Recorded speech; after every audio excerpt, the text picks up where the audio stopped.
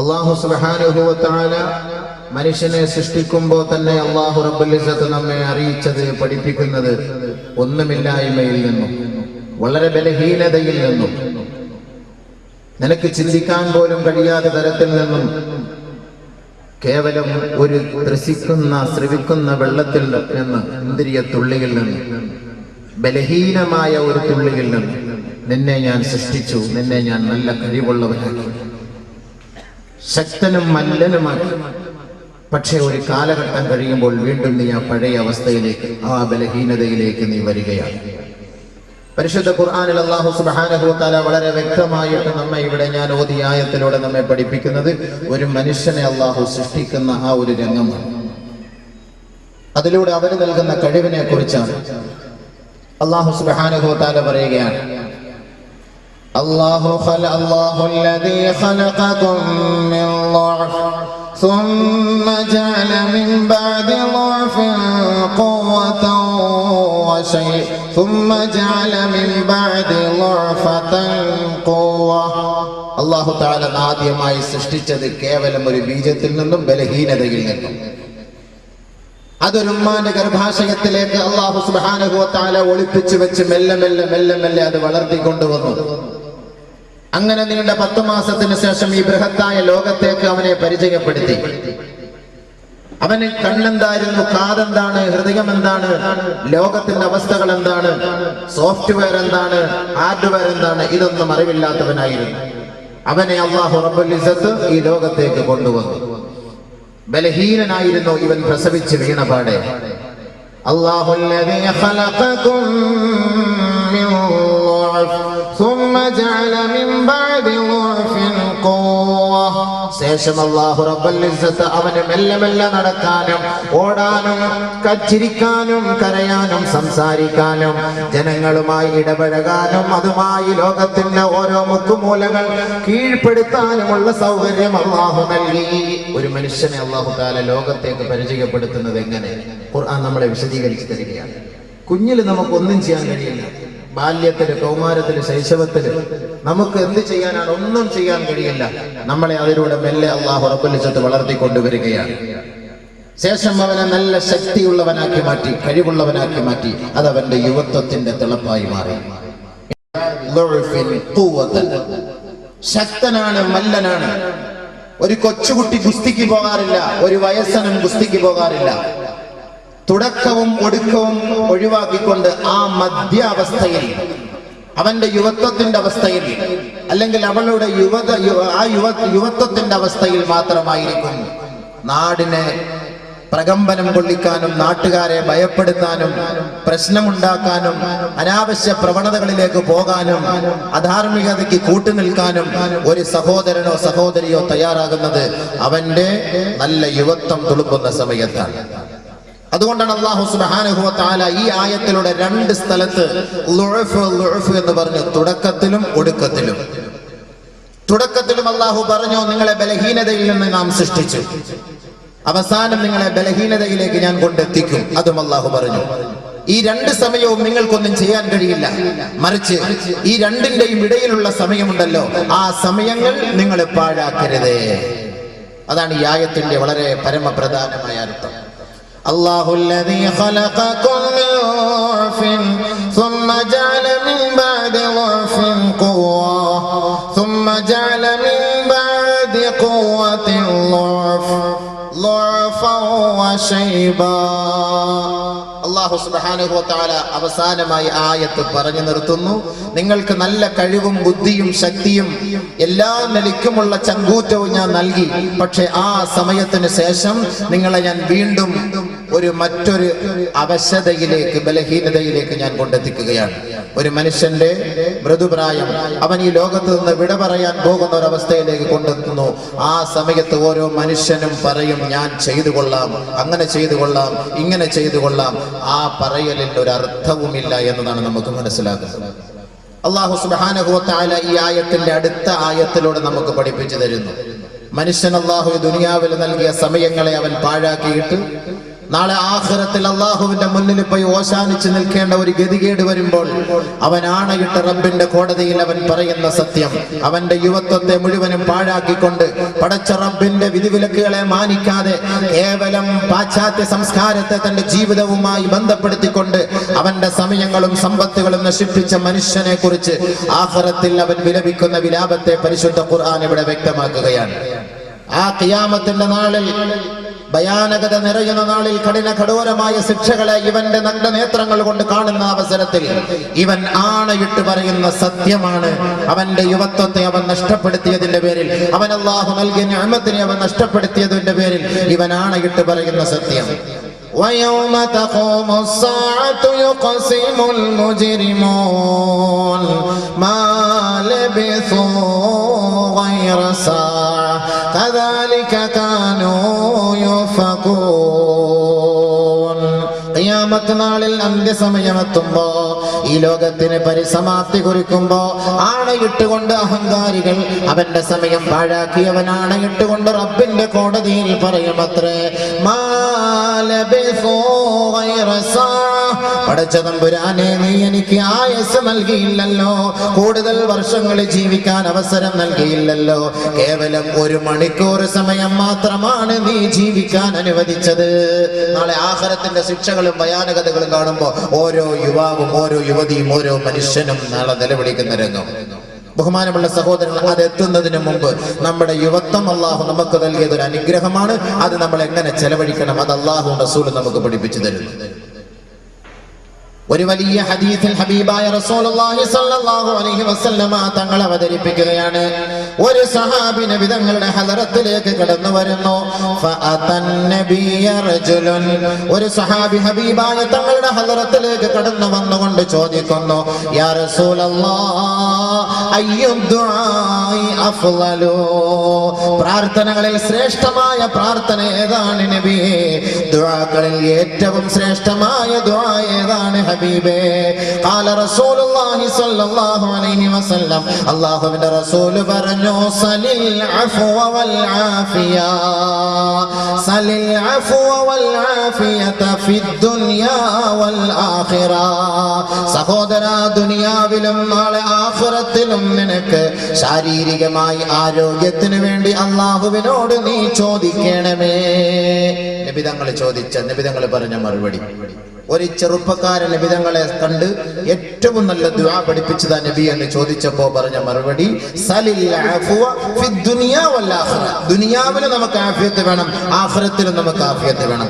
സുമ്മ അതാഹുൽ ഗദ, രണ്ടാമത്തെ ദിവസവും ഹബീബായ തങ്ങളുടെ ഹദറത്തിലേക്ക് ആ സഹാബി വന്നുകൊണ്ട് ചോദിച്ചു, യാ റസൂലല്ലാഹ്, അയ്യു ദുആഇ അഫ്ളൽ, പ്രാർത്ഥനകളിൽ ശ്രേഷ്ഠമായ പ്രാർത്ഥന ഏതാണ് നബിയേ? ദുആകളിൽ ഏറ്റവും ശ്രേഷ്ഠമായ ദുആ ഏത് നബിയേ? ഖാല റസൂലുള്ളാഹി സ്വല്ലല്ലാഹു അലൈഹി വസല്ലം, അല്ലാഹുവിന്റെ റസൂൽ പറഞ്ഞു, സലിൽ അഫ്വ വൽ ആഫിയ ഫിദ് ദുനിയാ വൽ ആഖിറ, ദുനിയാവിലും ആഖിറത്തിലും ആഫിയത്തിന് വേണ്ടി, ആരോഗ്യത്തിന് വേണ്ടി, ശാരീരിക ആരോഗ്യത്തിന് വേണ്ടി നീ അല്ലാഹുവിനോട് ചോദിക്കണമേ.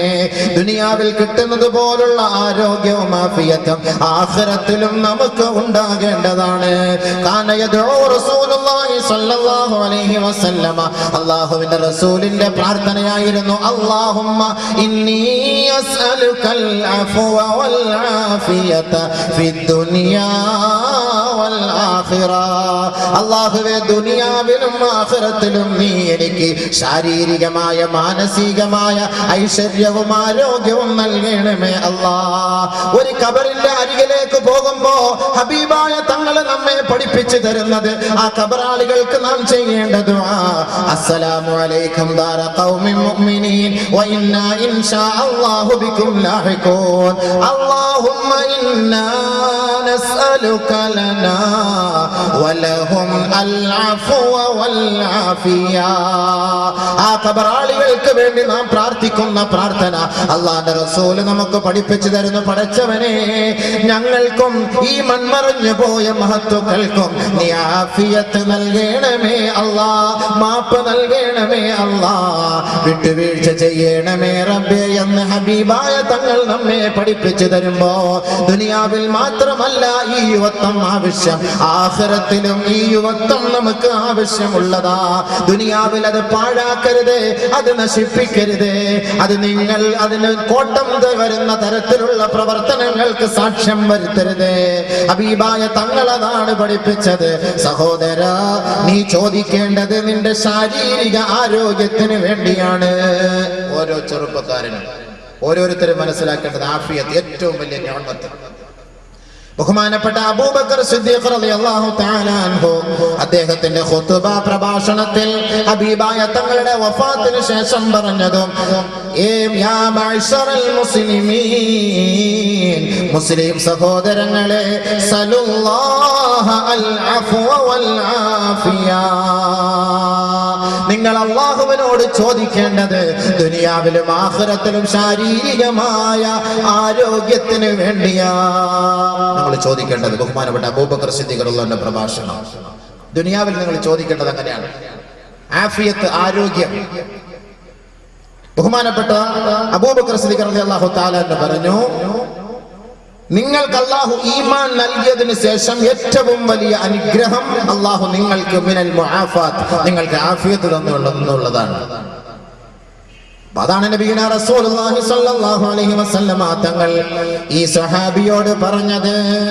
അല്ലാഹു റബ്ബുൽ ഇസ്സത്ത് ഇന്നക ഉതീതൽ ആഫിയത ഫഖദ് അഫ്ലഹത, ദുനിയാവിലും ആഖിറത്തിലും ശാരീരികമായി അല്ലാഹു ഒരാൾക്ക് അനുഗ്രഹം ചെയ്താൽ, ആരോഗ്യം നൽകിയാൽ അവൻ വിജയം പ്രാപിച്ചവനത്രേ. ഹബീബായ റസൂലുള്ളാഹി തങ്ങൾ ആ സ്വഹാബിക്ക് വിവരിച്ചു കൊടുത്തു. അപ്പോ ഓരോരുത്തരും ചെയ്യേണ്ടത് എന്താണ്? ആഫിയത്ത്, ആരോഗ്യം. ആരോഗ്യം, ഈ ആരോഗ്യം അല്ലാഹു റബ്ബുൽ ഇസ്സത്ത് നമുക്ക് നൽകിയിട്ടുള്ള ഈ ആരോഗ്യം, നമ്മൾ ചോദിച്ചു വാങ്ങിയ ആരോഗ്യം, നാളെ ആഖിറത്തിൽ ചെല്ലുമ്പോൾ ആദ്യമായി അല്ലാഹു ചോദിക്കുന്നത് ഈ ആരോഗ്യത്തെ കുറിച്ചാണ്. അതിനാണ് ഈ ആരോഗ്യത്തെ കുറിച്ച് ചോദിക്കാൻ പറഞ്ഞത്. ഈ ആരോഗ്യത്തെ കുറിച്ചായിരിക്കും നാളെ ആഖിറത്തിൽ ചോദിക്കുക. കാരണം എന്താ? ഈ ആരോഗ്യം നിങ്ങൾ പാഴാക്കിയിട്ടുണ്ടോ? ഈ ആരോഗ്യം നിങ്ങൾ എന്തിന് ചെലവഴിച്ചു? എങ്ങനെ ചെലവഴിച്ചു? നബിയുനാ റസൂലുള്ളാഹി സ്വല്ലല്ലാഹു അലൈഹി വസല്ലമ തങ്ങൾ പറയുന്നു, നിഅമതാനി മഗ്ബൂനുൻ ഫീഹിമാ കസീറുൻ മിനൻ നാസ് അസ്സിഹ്ഹതു വൽ ഫറാഗ്. എത്രയോ അശ്രദ്ധയായവർ, എത്രയോ സഹോദരങ്ങൾ അവർക്ക് വിലപ്പെട്ട, അവർക്ക് ഏറ്റവും ശ്രേഷ്ഠമായ രണ്ട് നിഅമത്തുകൾ, അനുഗ്രഹങ്ങൾ അവർ പാഴാക്കുകയാണല്ലോ. ഒന്ന് അസ്സിഹ്ഹത്തു, അല്ലാഹു അവർക്ക് നൽകിയ ആരോഗ്യം. രണ്ട് അൽ ഫറാഗ്, ഒഴിവ് സമയങ്ങൾ അവർ പാഴാക്കുകയാണ്. ഏറ്റവും വലിയ നിഅമത്ത്. ഇന്ന് യുവാക്കൾ ഈ രണ്ട് സമയങ്ങൾ, ഈ രണ്ട് നിഅമത്തുകളാണ് പാഴാക്കുന്നത്. ഒന്ന് അവരുടെ ആരോഗ്യം.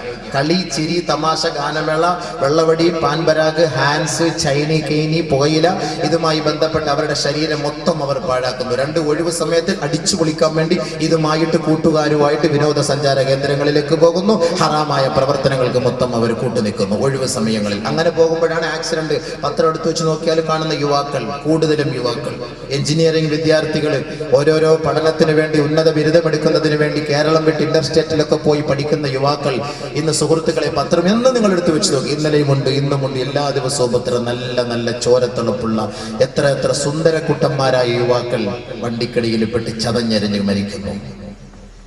മലപ്പുറം ജില്ലയിൽ കണക്കെടുത്തപ്പോൾ ഈ ജനുവരി ഫെബ്രുവരി മാസത്തിൽ 450 പേര് മരണപ്പെട്ടു ആക്സിഡന്റിൽ യുവാക്കൾ. അതിൽ 400 പേരും മുസ്ലിമീങ്ങളാണ്. വെഹിക്കിളിന്റെ കണക്കാണ്. മദ്യപിച്ചിട്ട് വാഹനം ഓടിച്ചു 400 പേരും അവർ മദ്യപിച്ച് വാഹനം ഓടിച്ചതിന്റെ പേരിൽ യുവാക്കളാണ് അവർ മരണപ്പെട്ടത് മലപ്പുറം ജില്ലയിൽ. ബഹുമാനമുള്ള സഹോദരങ്ങളെ, 50 പേര് മാത്രം മുസ്ലിമീങ്ങൾ. നമ്മുടെ സമയം നമ്മൾ എന്തിനു ചെലവഴിക്കുന്നു? നമ്മുടെ ശരീരം നമ്മൾ എന്തിനു ചെലവഴിക്കുന്നു? നബിയുനാ റസൂലുള്ളാഹി സ്വല്ലല്ലാഹു അലൈഹി വസല്ലം മറ്റൊരു ഹദീസിലൂടെ പറയുന്നു, ഇന്ന അവ്വല മാ യുസലുൽ അബ്ദു യൗമൽ ഖിയാമത്തി മിനൻ നഈം നാളെ ആഖിറത്തിൽ റബ്ബിന്റെ പരമോന്നത സഭയിൽ ആദ്യമായി ഒരു മനുഷ്യനോട് ചോദിക്കപ്പെടുന്നത് മിനൻ നഈം, അവന്റെ ആരോഗ്യത്തെ കുറിച്ചാണ്, അവന്റെ അനുഗ്രഹത്തെ കുറിച്ചാണ്. എന്താണ് ചോദിക്കുക?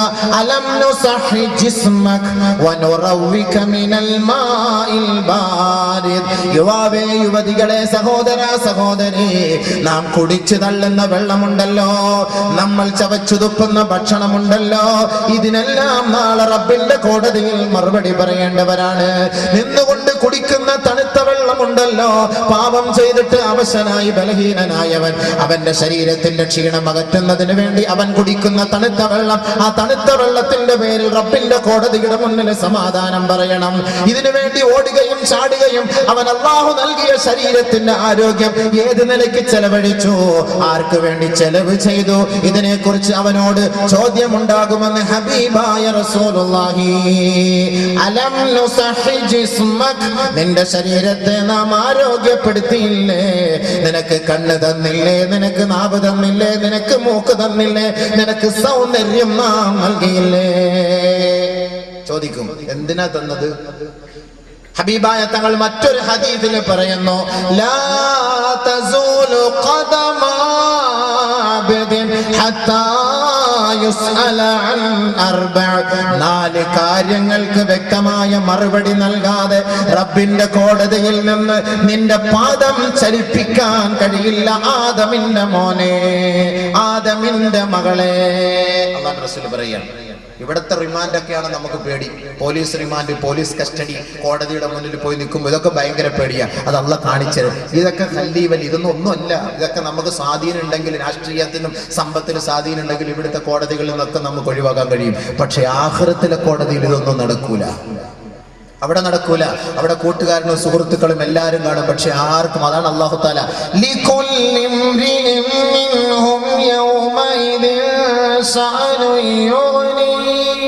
ഓരോരുത്തർക്കും ഓരോ ഫൈൽ, ഓരോരുത്തർക്കും ഓരോ കാര്യം, അവരവരുടെ കാര്യങ്ങളല്ലാതെ കൊണ്ട് മറ്റുള്ളവരെ കുറിച്ച് അവർ ചിന്തിക്കാറില്ല. യൗമ തകൂനു സമാഉ കൽ മുഹൽ വതകൂനുൽ ജിബാലു കൽ ഇഹൻ വലാ യസ്അലു ഹമീമുൻ ഹമീമാ യുബസ്സറൂനഹും യവദ്ദുൽ മുജ്രിമു ലൗ യഫ്തദി മിൻ അദാബി യൗമിഇദിൻ ബിബനി വസാഹിബതിഹി വഅഖീഹി വഫസീലതിഹി അല്ലതി തുഈ വമാ ഫിൽ അർളി ജമീഅൻ ثم ينجي. നാളെ ഓരോ സഹോദരനും സഹോദരിയും റബ്ബിന്റെ പരമോന്നത കോടതിയുടെ മുന്നിൽ പോയി വിലപിക്കുന്ന വിലാപമാണ് പരിശുദ്ധ ഖുർആനിൽ അല്ലാഹു നമ്മെ അറിയിക്കുന്നത്. ചിന്തിക്കൂ, പാഠം ഉൾക്കൊള്ളൂ. തന്റെ ശിഷ്ട ജീവിതം അല്ലാഹുവിന്റെ വഴിയിലൂടെ നിങ്ങൾ ചലിപ്പിക്കൂ. സഹോദരാ, ഇന്ന് ദുനിയാവിൽ നമ്മെ സഹായിക്കാൻ ആയിരക്കണക്കിന് ആളുകൾ കാണും. ഒരാൾക്കൊരു രോഗം വന്നാൽ ശുശ്രൂഷിക്കാൻ കാണും. ഒരാൾ ജയിലിലായാൽ അവരെ മോചിപ്പിക്കാൻ ആള് കാണും. വല്ല ആപത്തുകൾ വന്നാൽ സഹായിക്കാൻ കൂട്ടുകാർ കാണും. പക്ഷെ ആഖിറത്തിലെത്തുമ്പോ, പരമോന്നത സഭയിലെത്തുമ്പോ, റബ്ബിന്റെ കോടതിയിൽ നിന്നെ തെളിച്ചു കൊണ്ടുവരുമ്പോ നീ ഒറ്റപ്പെട്ടവനായിരിക്കും. നിന്റെ കൂട്ടത്തിൽ കിടന്നുറങ്ങുന്ന നിന്റെ സഹധർമ്മിണി പോലും നിനക്ക് നാളെ എതിർ സാക്ഷ്യം പറയുന്ന ഒരു സാഹചര്യം നീ നേരിട്ട് കാണാൻ പോകുന്നതേയുള്ളൂ. അതുകൊണ്ട് പരിശുദ്ധ ഖുർആൻ പറയുകയാണ്, ആകാശങ്ങളെ ചുരുട്ടിയെറിയപ്പെടുന്ന ദിവസം, ഭൂമിയെല്ലാം തകർന്ന് തരിപ്പണമാകുന്ന ദിവസം, ഭൂമിയെല്ലാം കടഞ്ഞ രോമങ്ങൾ പോലെ അല്ലാഹു അത് പറപ്പിക്കുന്ന ദിവസം. വലാ യസ്അലു ഹമീമുൻ ഹമീമാ. ഈ ദുനിയാവിൽ ആത്മാർത്ഥ സുഹൃത്ത് തന്റെ ആത്മാർത്ഥ സുഹൃത്തുക്കളെ കണ്ടില്ല എങ്കിൽ ഫോൺ വിളിച്ച് ചോദിക്കും, അല്ലെങ്കിൽ അവരുടെ വീട്ടുകാരോട് അന്വേഷിക്കാറുണ്ട്. ഒരുമിച്ച് യാത്ര ചെയ്യുന്നവർ, ഒരുമിച്ച് കളിക്കുന്നവർ, ഒരുമിച്ച് ഷട്ടിൽ ബാറ്റ് കളിക്കുന്നവർ, ഒരുമിച്ച് ഫുട്ബോൾ കളിക്കുന്നവർ, ഒരുമിച്ച് രസാനുഭൂതികളിൽ പങ്കെടുക്കുന്നവർ ആഖിറത്തിലെത്തുമ്പോ ദുനിയാവിൽ അവർ ചോദിക്കുന്നത് പോലെ തന്റെ കൂട്ടുകാരനെ കുറിച്ച് മറ്റൊരു കൂട്ടുകാരൻ അന്വേഷിക്കുകയില്ല. വലാ യസ്അലു ഹമീമുൻ ഹമീമാ. ഒരു ആത്മാർത്ഥ സുഹൃത്തും തന്നെ ആത്മാർത്ഥ സുഹൃത്തിനെ കുറിച്ച് ചോദിക്കുകയില്ല. ഈ ദുനിയാവിൽ വഴി പിഴപ്പിക്കാനും അധാർമികതയ്ക്ക് കൂട്ടുനിൽക്കാനും ഏതൊരു ചെറുപ്പക്കാരനോ ഏതൊരു യുവതിയോ തയ്യാറായിട്ടുണ്ടോ, വഴി പിഴച്ചവരെയും പിഴപ്പിച്ചവരെയും അതിന് കൂട്ടുനിന്നവരെയും അല്ലാഹു അതാ ആഖിറത്തിൽ വെച്ച് കാട്ടിക്കൊടുക്കുകയാ. നിനക്ക് മദ്യം വാങ്ങി തന്നവനാണ് ഈ നിൽക്കുന്നവൻ, നിനക്ക് വ്യഭിചാരശാല കാട്ടി തന്നവനാണ് ഈ നിൽക്കുന്നവൻ, നിന്നെ മോശമായ വഴികളിലേക്ക് തെളിച്ചവനാണ് ഈ നിൽക്കുന്നവൻ. ഇതാ നിന്റെ കൂട്ടുകാരനല്ലയോ. അല്ലാഹു അവന്റെ മുന്നിൽ കാണിച്ചു കൊടുക്കുമ്പോ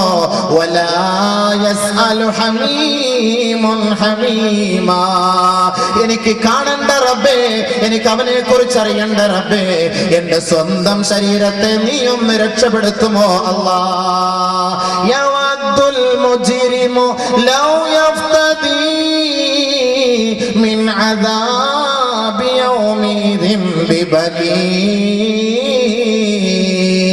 സ്വന്തം ബീജത്തിൽ ജനിച്ച പൊന്നുമോനെ പൊന്നുമോളെ സ്നേഹിക്കാത്ത മാതാക്കളാരാണ്, പിതാക്കളാരാണുള്ളത്? എവിടേക്ക് പോയാലും ആ പൊന്നു മക്കളെ തോളിലേറ്റിക്കൊണ്ട് നടക്കുന്ന മാതാവേ, പിതാവേ, നിന്റെ കുട്ടികൾക്ക് ദുനിയാവിൽ വെച്ചൊരാപത്ത് വന്നാൽ നീ വിലപിക്കുകയും നെഞ്ചിലടിച്ച് കരയുകയും ചെയ്യുമെങ്കിൽ ഇതാ ഈ പൊന്നുമോനെ ആഖിറത്തിൽ റബ്ബിന്റെ കോടതിയിൽ വെച്ച് നീ ഇതാ ബലി നൽകുകയാ, പ്രായച്ചിത്തം നൽകുകയാണ്. പടച്ച റബ്ബിന്റെ മുന്നിൽ നീ പറയുന്നു. ആഖിറത്തിന്റെ ഭയാനകതകൾ കാണുമ്പോ റബ്ബിനോട് തന്റെ കുഞ്ഞു മകനെ എടുത്തു നിർത്തിക്കൊണ്ട് പറയുന്നു, യവദ്ദുൽ മുജ്രിമു ലൗ യഫ്തദി മിൻ അദാബി യൗമഇദിൻ ബിബനീ. അല്ലാഹുവേ, എന്റെ മകനെയോ എന്റെ മകളെയോ നിനക്ക് പ്രായച്ചിത്തമായി നൽകാം. സുമ്മയുൻജി, നരകകുണ്ടാരത്തിൽ നിന്ന് നീ എന്നെ രക്ഷപ്പെടുത്തണമേ. ഈ മഹ്ശറ വൻസഭയിൽ നിന്ന്, ഈ കാണുന്ന തീയിൽ നിന്ന്, ഈ ക്ഷോഭവും ഇരമ്പലമുള്ള നരകത്തിന്റെ അഗ്നികുണ്ടാരത്തിൽ നിന്ന് എന്നെ ഒന്ന് കരകയറ്റണമേ. അതിന് എന്റെ മക്കളെ നിനക്ക് ബലി നൽകാം റബ്ബേ. ഇന്ന് മക്കളെ മക്കളെ എന്ന് പൂജിക്കുന്ന മാതാപിതാക്കളെ, മക്കൾക്ക് വേണ്ടി തന്റെ ജീവിതം നശിപ്പിക്കാൻ തയ്യാറുള്ള മാതാപിതാക്കളെ, മക്കൾക്കൊരു ജോലി കിട്ടാൻ കോടികൾ വലിച്ചെറിയുന്ന മാതാപിതാക്കളെ, മക്കളെ ഉന്നത വിദ്യാഭ്യാസത്തിന് വേണ്ടി പ്രോത്സാഹനം ചെയ്യാൻ ഏത് മന്ത്രിമാരുടെയും അധികാരികളുടെയും പടിവാതിൽക്കൽ പോയി ക്യൂ നിന്നുകൊണ്ട് മക്കളുടെ ദുനിയവീ വിജയത്തിന് വേണ്ടി പരിശ്രമിക്കുന്ന മാതാക്കളെ, നിങ്ങൾ സ്വന്തമായി നിങ്ങളുടെ മക്കളെ തള്ളിപ്പറയുന്ന ദിവസമുണ്ടാകും. ബിബനീ, എന്റെ മക്കളെ നിനക്ക് തരാം റബ്ബേ, എന്നെ ഒന്ന് രക്ഷപ്പെടുത്തുമോ? തീർന്നില്ല. വസാഹിബതിഹി വഅഖീ, തനിക്കിടയിൽ രഹസ്യമില്ല, തനിക്കിടയിൽ പരസ്യമില്ല. രാഗാനുരാഗത്തിന്റെ സമഞ്ജസമായ സമ്മേളനമാണ്. തന്റെ ഭാര്യ തന്റെ എല്ലാം എല്ലാമാണ്, തന്റെ വിരിപ്പാണ്, തന്റെ രഹസ്യം പങ്കിടുന്നവളാണ്, തന്നോടൊപ്പം ചേർന്ന് കിടക്കുന്നവളാണ്. താൻ വരാൻ താമസിച്ചാൽ ഫോൺ വിളിച്ചുകൊണ്ട് പ്രതീക്ഷിച്ചിരിക്കുന്നവളാണ്. ഒരുമിച്ച് ഒരേ പാത്രത്തിൽ ഭക്ഷണം കഴിക്കുന്നവളാണ്. അങ്ങോട്ടും ഇങ്ങോട്ടും വായിൽ വെച്ച് കൊടുത്തുകൊണ്ട് സന്തോഷവും സല്ലാപവും പങ്കിടുന്നവരാണ്. ഇതാ ഓർത്തുകൊള്ളുക ഭർത്താക്കന്മാരെ, ഭാര്യമാരെ, ഈ സന്തോഷത്തിന് തിരശീല വീഴുകയാ. ഓരോ അഹങ്കാരികളും ഓരോ അധർമ്മവാദികളും ഓരോ പാപികളും നാളെ റബ്ബിന്റെ കോടതിയിൽ പോയിക്കൊണ്ട് പറയും, എന്റെ ഭാര്യയെ നിനക്ക് പ്രായച്ചിത്തം നൽകാമല്ലാ. സുമ്മയുൻജി, എന്നെ നീ നരകശിക്ഷയിൽ നിന്ന് രക്ഷപ്പെടുത്തുമോ റബ്ബേ? ഭാര്യയെ കൊടുക്കും. വസാഹിബത്തിഹി, അവന്റെ ഭാര്യയെ. വഅഖീ, തനിക്കെല്ലാ സൗകര്യങ്ങളും ഒരുക്കി തന്ന തന്റെ സഹോദരനെ വേണമെങ്കിൽ നൽകാം റബ്ബേ. സുമ്മയുൻജി, ഒന്ന് രക്ഷപ്പെടുത്തണം നരകത്തിൽ നിന്ന്. എന്റെ ആഗ്രഹം അതാണ്. തീർന്നില്ല. ഉപ്പ ഉമ്മ.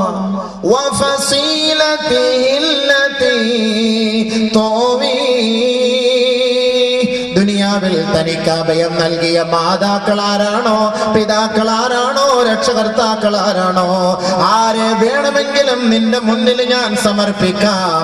എന്റെ ലക്ഷ്യം ഈ നരകത്തിൽ നിന്ന് രക്ഷപ്പെടുത്തണം എന്നതാ.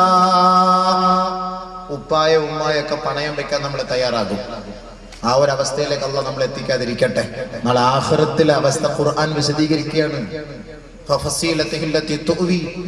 എനിക്ക് അഭയം തന്നവരെ മുഴുവനും നിനക്ക് ഞാൻ തരാം അല്ലാഹ്, എന്നെ ഒന്ന് രക്ഷപ്പെടുത്തി എന്റെ തടി സലാമത്താക്കി താ, എന്റെ തടി സലാമത്താക്കി താ. തീർന്നില്ല. വമാ ഫിൽ അർളി ജമീഅ,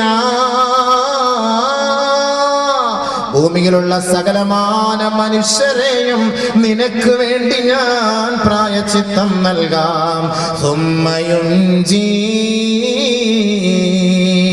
നരകത്തിൽ നിന്ന് നീ എന്നെ രക്ഷപ്പെടുത്തുമോ അല്ലാ? മക്കളെ മതിയാവൂലേ, ഭാര്യയെ മതിയാവൂലേ, ഭർത്താവിനെ മതിയാവൂലേ, മാതാപിതാക്കളെ പോലെ, രക്ഷകർത്താക്കളെ പോലെ ഭൂമിയിലുള്ള സകലമാന ആളുകളെ നിനക്ക് ഞാൻ പ്രായശ്ചിത്തം നൽകാം. ഫിദാ, എനിക്കൊന്ന് രക്ഷപ്പെടാം. അപ്പൊ ഞാൻ പറഞ്ഞെന്തെന്നറിയാവോ? നാളെ അവനവന്റെ സ്വന്തം കാര്യം. അതാ ഞാൻ പറഞ്ഞത്. ഇന്ന് കൂട്ടുകാർ ഇഷ്ടം പോലെ കാണും. വെള്ളം അടിക്കാനും കൂട്ടുകാർ കാണും, ബൈക്കിൽ കൊണ്ടുപോകാനും കാണും, അപ്പാച്ചിയുടെ പുറകിൽ വെച്ചുകൊണ്ട് പോകാനും കാണും, ഒപ്പിച്ചേരാനും മാമാപ്പണി ചെയ്യാനും എല്ലാ പണിക്കുന്ന ആളുകൾ കൂട്ടത്തിൽ ഇഷ്ടം പോലെ ഉണ്ട്. നാളെ ആഖിറത്തിൽ ചെല്ലുമ്പോൾ ഒറ്റത്തടിയാവും. ഒന്നും പറഞ്ഞറിയാൻ എല്ലാവരും പറയും, ആരെ വേണമെങ്കിലും ഞാൻ തരാം അല്ലാഹ്, എന്ത് വേണമെങ്കിലും തരാം അല്ലാഹ്, എത്ര പേരെ വേണമെങ്കിലും തരാം അല്ലാഹ്, ഈ ഭൂമിയിലുള്ള മുഴുവൻ പേരെ ഞാൻ തരാൻ പഠിച്ചവനെ, എന്നെ ഒന്ന് രക്ഷപ്പെടുത്തു പ്ലീസ്. നാളെ വിളിക്കാം അല്ലാഹുടെ മുന്നിൽ പോയിട്ട്. അള്ളാന്റെ മറുപടി, കല്ലാ ഇന്നഹാ ലല്ലാ, സാധ്യമല്ലടാ മോനെ, സാധ്യമല്ലടാ, സാധ്യമല്ല. നിനക്ക് വിലപിക്കേണ്ട സമയം കഴിഞ്ഞു, അത് ദുനിയാവിൽ. അതാണ് അല്ലാഹുവിന്റെ റസൂൽ പറഞ്ഞത്, ലാ തസൂലു ഖദമാ അബ്ദിൻ ഹത്താ യുസ്അല അൻ അർബഅ.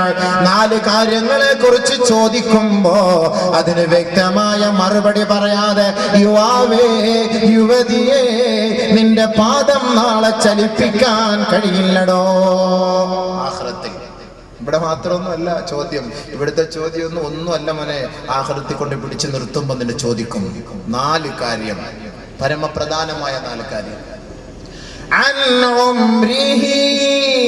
അവൻ അല്ലാഹു നൽകിയ വയസ്സ്, ആയസ്, ആരോഗ്യത്തെ കുറിച്ച് അല്ലാഹു അവനോട് ചോദിക്കുമ്പോ ഫീമാ അഫ്നാ, എങ്ങനെ ചെലവ് ചെയ്യും